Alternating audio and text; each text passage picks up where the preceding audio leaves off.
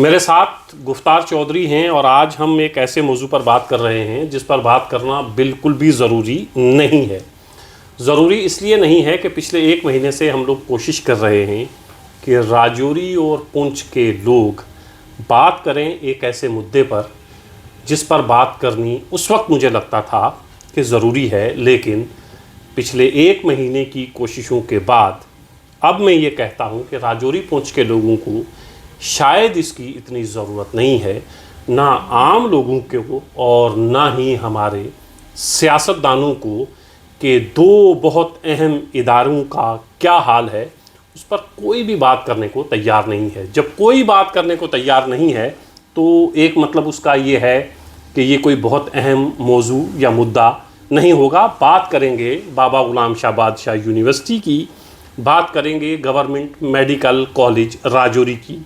दो बड़े तोहफे सरकारों ने खित्ते पीर पंजाल को दिए थे, दोनों का हाल बहुत ख़राब है, लेकिन जब कोई बात करने को तैयार ना हो तो फिर अपने आप की तरफ देखना पड़ता है कि कहीं हम अपनी मेहनत जो कर रहे हैं वो गलत समत में तो नहीं कर रहे हैं।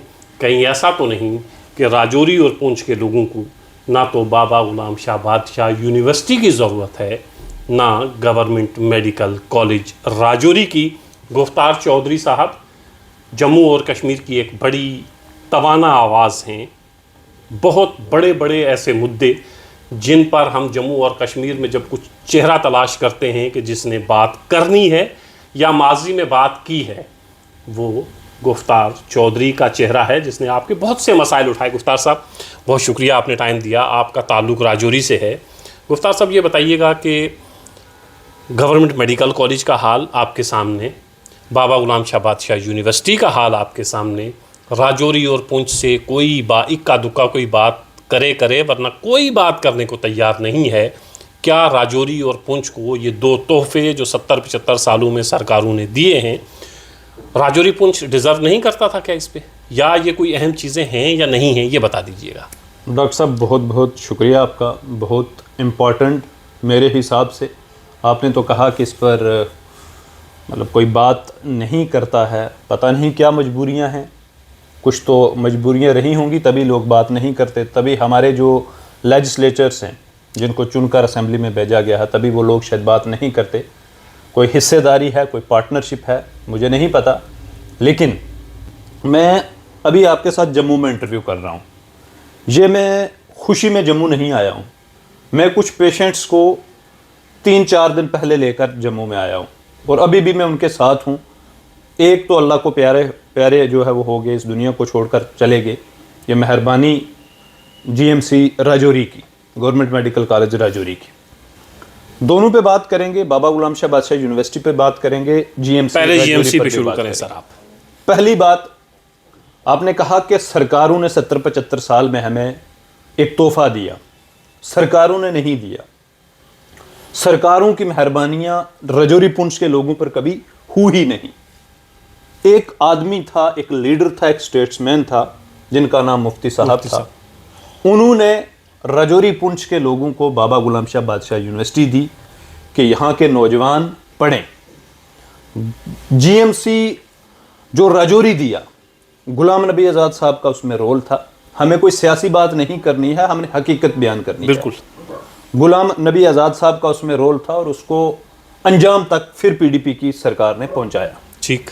जीएमसी राजौरी हमें मिला, गवर्नमेंट मेडिकल कॉलेज मिला।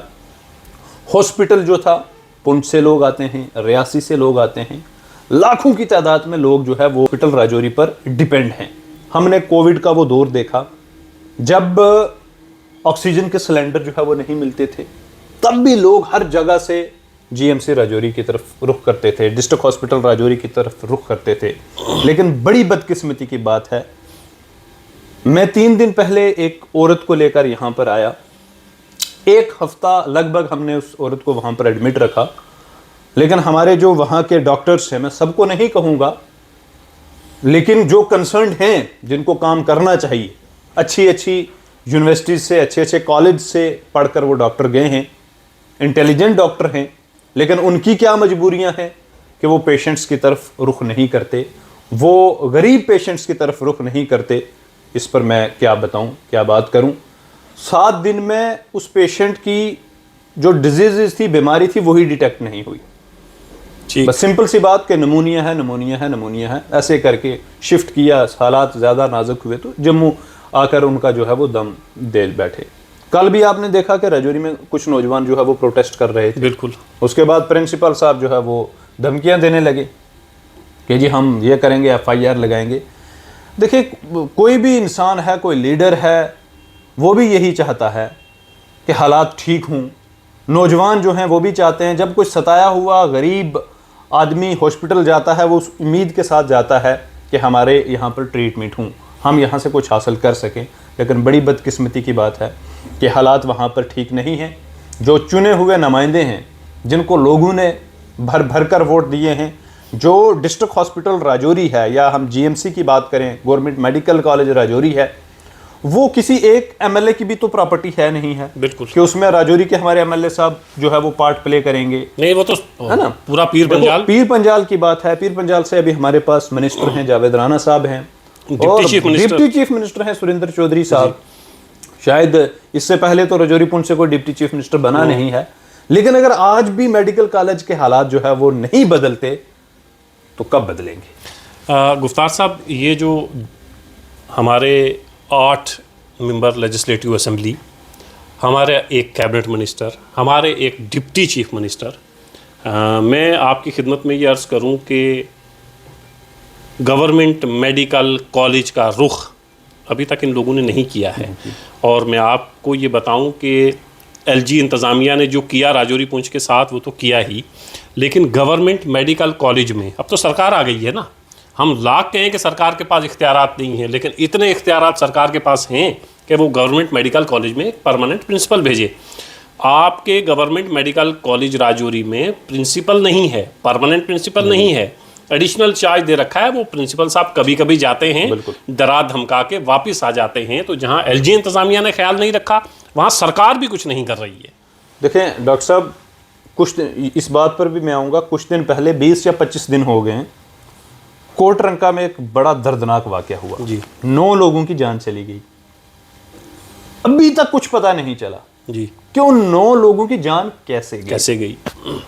हेल्थ मिनिस्टर कोटरंका जाती हैं, बड़ा अच्छा होता उन फैमिली से मिलती, बिल्कुल बड़ा अच्छा होता वो सब डिस्ट्रिक्ट हॉस्पिटल जो कोटरंका है, देखें सब डिस्ट्रिक्ट हॉस्पिटल है, वहां पर जाती, नहीं गए जी।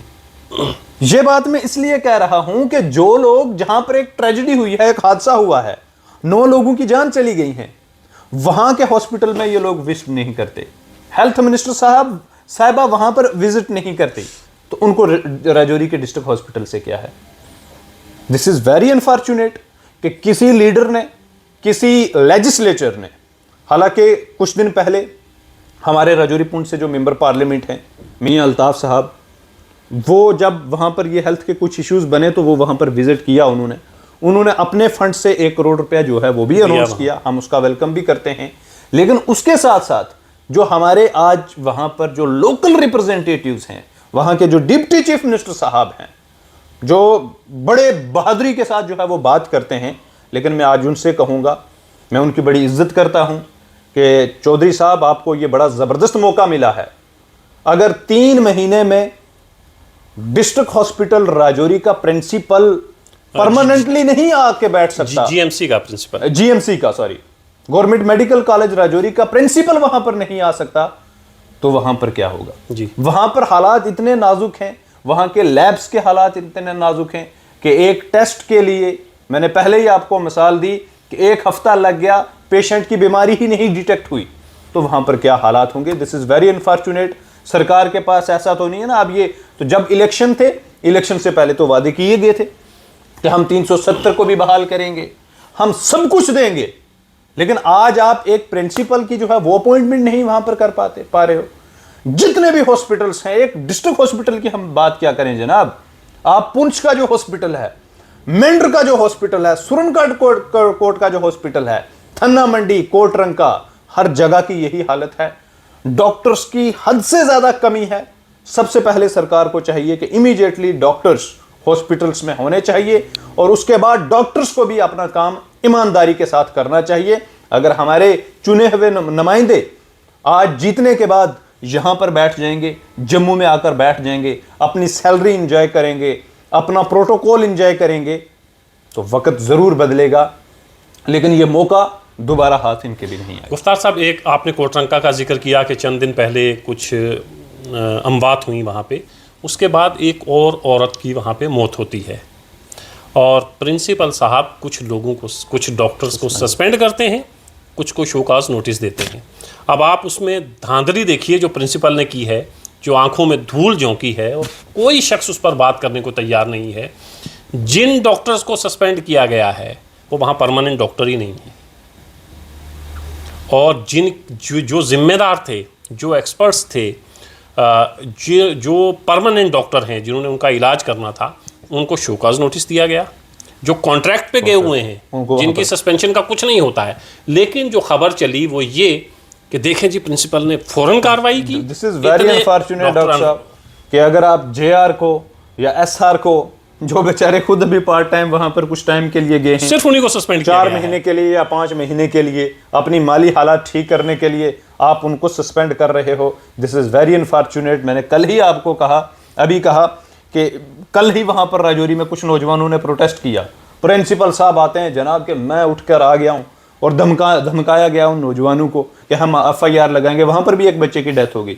अरे भाई साहब, आपकी वार्ड्स में, आपके हॉस्पिटल्स में लोगों की डेथ हो जाएंगी, एफआईआर तो पहले आप पे लगनी चाहिए ना। अमवात होंगी और आपको लोग पूछे भी ना, और आप प्राइवेट प्रैक्टिसेस करो, आप इंजॉय करो। जो लोग कोविड के दौरान, हालांकि जब कोविड था तब ऐसा नहीं मैं कहता कि सब एक ही कुछ है, ऐसा नहीं है, अच्छे लोग भी हैं, अच्छे डॉक्टर्स भी हैं, काम कर रहे हैं, मेहनत कर रहे हैं। जब कोविड का टाइम था तब अच्छे अच्छे लोगों को जिम्मेदारियां वहां पर दी गई, उन्होंने काम भी निभाया।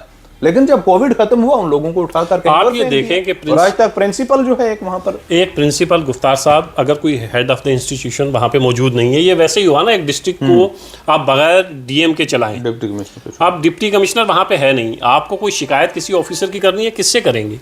किसी डॉक्टर के लिए, किसी ज़रूरत के लिए अगर अस्पताल हम जाते हैं और हम परेशान होते हैं वहाँ, तो हम सोचते हैं कि जो हेड ऑफ द इंस्टीट्यूशन है उससे बात करें, वो तो वहाँ है ही नहीं है। और सरकार भी राजौरी पुंछ के साथ क्या कर रही है, 2 कैबिनेट, एक कैबिनेट मिनिस्टर, एक डिप्टी चीफ मिनिस्टर, अभी तक 3 महीने में ये नहीं कर पाए कि वहाँ एक परमानेंट प्रिंसिपल भेजें। अब हम यही कह रहे हैं कि अब ये चीज़ें होनी चाहिए। डिप्टी चीफ मिनिस्टर साहब हैं, खाली हम कैबिनेट साहब को क्या कहें। मैंने हेल्थ मिनिस्टर की बात आपको की कि ये लोग सीरियस नहीं है बिल्कुल। अगर कोटरंका में इतनी बड़ा हादसा हुआ और ये उन फैमिली से मिले तक नहीं, कंपनसेशन आज तक कोई अनाउंस नहीं की गई, तो ये लोग कितने सीरियस हैं राजौरी पुंछ को लेकर। ये मौका है लोगों को और आवाम को सोचने का कि हम किस तरफ जा रहे हैं। गुफ्तार साहब, अब बाबा गुलाम शाह बादशाह यूनिवर्सिटी की तरफ आते हैं। मुफ्ती साहब की एक देन और मुफ्ती साहब के उस ख्वाब को पूरा किया मसूद चौधरी ने। मसूद साहब ने बहुत मेहनत की और मुफ्ती साहब जो मसूद, मुझे कुछ लोगों ने बताया कि पहले मुफ्ती साहब तैयार नहीं थे कि मसूद चौधरी साहब को वहाँ का वाइस चांसलर बनाया जाए, लेकिन उसके बाद मुफ्ती साहब ने खुद कहा उन लोगों से जिन्होंने सिफारिश की थी मसूद साहब की, उनसे कहा कि आपने मुझे गलत साबित किया। मैं ये सोचता था कि एक पुलिस वाला जो है यूनिवर्सिटी नहीं चला सकता, लेकिन उसने यूनिवर्सिटी बना के चला के दिखाई। आज उस यूनिवर्सिटी का ये हाल है। जो इमारतें मसूद चौधरी के वक्त में थीं वही बनी, आहिस्ता आहिस्ता वो डह रही हैं, तनख्वाह नहीं मिल रही है, बच्चों की तादाद कम से कम तर होती जा रही है, और यूनिवर्सिटीज़ के अंदर के एम्प्लॉयज़ को ये लगता है कि 1 साल के अंदर अंदर ये यूनिवर्सिटी बंद हो जाएगी। कोई ध्यान नहीं दे रहा है। डॉक्टर साहब, जब ज़िम्मेदारी घर की या किसी इंस्टीट्यूशन की, किसी अदारे की ज़िम्मेदारी किसी उत्तर प्रदेश या बिहार या झारखंड वाले को दे दी जाए तो वो लोग अपनी सैलरी के लिए आते हैं। ये यूनिवर्सिटी मुफ्ती साहब ने दी, मासूद साहब ने एक स्ट्रक्चर खड़ा करके दे दिया, इसलिए क्योंकि मासूद साहब राजौरी पुंछ के थे, उन पर लोगों को उम्मीदें थी और वो उस उम्मीद पर खरे उतरे। मैं एक छोटी सी मिसाल दूंगा। 2008 में इंजीनियरिंग कॉलेज राजौरी यूनिवर्सिटी में, बाबा गुलाम शाह बादशाह यूनिवर्सिटी में आता है। 2008 की बात है, आज 2024 है। 2008 में हर स्ट्रीम में एक कैपेसिटी होती है कि आप मैक्सिमम 60 स्टूडेंट्स को जो है वो रिक्रूट कर सकते हो। आप यकीन मानेंगे वेटिंग लिस्ट चलती थी, 20-20 और 30-30, 50-50 लड़कों की वेटिंग लिस्ट लग जाती थी। और उन बच्चों की फीस कितनी होती थी? 15,000, 20,000। आज उन्हीं ब्रांचेस में, सिविल हो, इलेक्ट्रिकल हो या कोई और ब्रांच हो, बच्चे होते हैं 15-15, 5-5, 10-10, और फीस जो है वो लगभग 1 लाख जो है वो टच शायद कर गई होगी, क्योंकि कुछ टाइम पहले ऐसा हुआ था, तब भी हमने हल्ला गुल्ला किया था, तो तब थोड़े फीस वगैरह जो है वो कम कर दी थी। तो कहने का ये मतलब है कि जब हमारे पास कुछ था ही नहीं, पैसा नहीं था, फंडिंग नहीं थी, तो उस वक्त मासूद साहब ने वो जो ख्वाब, मुफ्ती साहब का जो ख्वाब था उसको पूरा किया। उस पहाड़ पर जाकर इतनी खूबसूरत यूनिवर्सिटी बना कर दी। मैं खुद वहाँ पर पढ़ा, मेरे साथ राजौरी पुंछ के सैकड़ों नौजवान पढ़े। आज अल्लाह के फजल से सैकड़ों नौजवानों ने हर डिपार्टमेंट में जो है वो अच्छी खासी नौकरियाँ ली।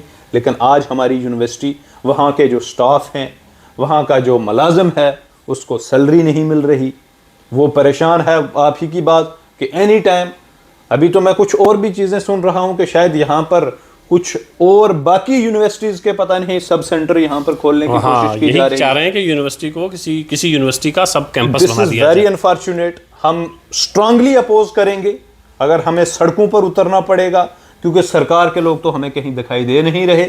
तो अब हम लोग भी कोशिश करते हैं कि हम लोगों की आवाज़ बने। खासकर अगर नहीं कोई बात करता, जो लोग चुन कर गए हैं, 40-40, 50-50 हज़ार वोट लेकर गए हैं, जिनको पब्लिक ने मैंडेट दिया है, और मैंडेट इसीलिए दिया है कि आप जाकर बात करें। एक डेपुटेशन राजौरी पुंछ का, हमारे 8 लेजिस्लेटर हैं राजौरी पुंछ में, सबको जो है वो मिलकर, अगर जम्मू कश्मीर की सरकार नकम्मी हो चुकी है, वो इतनी बात नहीं कर सकते, तो जाएं आप दिल्ली जाकर बात करें और बाबा गुलाम शाह बादशाह यूनिवर्सिटी के लिए कुछ लाएं, मेडिकल कॉलेज के लिए लाएं, पुंछ को मेडिकल कॉलेज दिया जाए, वहाँ के हॉस्पिटल्स की जो है वो हालात ठीक किए जाएं।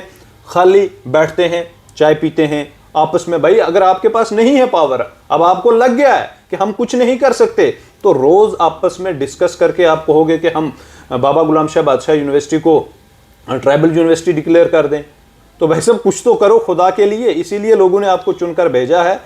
लेकिन हालात इतने ख़राब हैं डॉक्टर साहब कि राजौरी पुंछ के लोग इन्हीं 3 महीनों में, अभी 3 महीने हुए हैं, 3 महीनों में इन लोगों से ये पूरी तरीके से जो है वो, अपनी ज़ुबान में हम कहते हैं कि रज गए, चंगी तरीके से रज गए हमारे लोग, कि ये जो हमने फैसले किए हैं शायद ये फैसले गलत थे। बात राजौरी के 2 बहुत अहम इदारे, सिर्फ राजौरी नहीं, खित्ता पीर पंजाल के 2 बहुत अहम इदारे, गवर्नमेंट मेडिकल कॉलेज राजौरी और बाबा गुलाम शाह बादशाह यूनिवर्सिटी होना तो ये चाहिए। जैसे गुफ्तार साहब फरमा रहे थे, 8 के 8 जो हमारे लेजिस्लेटर हैं वो ऑनरेबल चीफ मिनिस्टर से मिलें, ऑनरेबल लेफ्टिनेंट गवर्नर से मिलें, और ये जो 2 इदारे दम तोड़ रहे हैं, गवर्नमेंट मेडिकल कॉलेज राजौरी का फ़ायदा कम, नुकसान ज़्यादा हो रहा है। बाबा गुलाम शाह बादशाह यूनिवर्सिटी में क्वालिटी ऑफ एजुकेशन दिन ब दिन ख़त्म हो रही है। लोग अपने बच्चों को बाबा गुलाम शाह बादशाह यूनिवर्सिटी में तालीम हासिल करने के लिए नहीं भेज रहे हैं। ख्वाब मुफ्ती सईद का कुछ और, उस ख्वाब को ताबीर में बदलना, मसूद चौधरी ने क्या कुछ सोचा होगा अपने लोगों के लिए, राजौरी पुंछ के लोगों के लिए। लेकिन मसूद चौधरी साहब के एक भाई कैबिनेट मिनिस्टर भी हैं, उन्हें भी ख्याल करना चाहिए। और जब लेजिस्लेटर हमारे खामोश हैं तो फिर हमें तलाश करना पड़ती हैं ऐसी आवाज़ें जो फिर उनका बदल बन सकें। और राजौरी और पुंछ की सबसे बड़ी और अहम आवाज़ गुफ्तार चौधरी हैं। और मैं और लोगों से भी दरख्वास्त करूँगा कि अगर लेजिस्लेटर, पहले तो लेजिस्लेटर से दरख्वास्त, अगर वो कुछ नहीं कर रहे हैं तो वो जो एक्टिविस्ट हैं और जो ज़बान रखने वाले लोग हैं, बिल्कुल सिविल सोसाइटी के लोग हैं, वो सामने आएँ। ये 2 इदारे जो आपकी शनाख्त हैं, आपकी पहचान हैं, अगर ये बंद हो गए तो फिर आपको दोबारा किसी मुफ्ती सईद को तलाश करना पड़ेगा, मसूद चौधरी को तलाश करना पड़ेगा। आज के ज़माने में आपको ना तो मुफ्ती सईद मिलेगा और ना ही मसूद चौधरी। गुफ्तार साहब बहुत शुक्रिया। Thank you sir.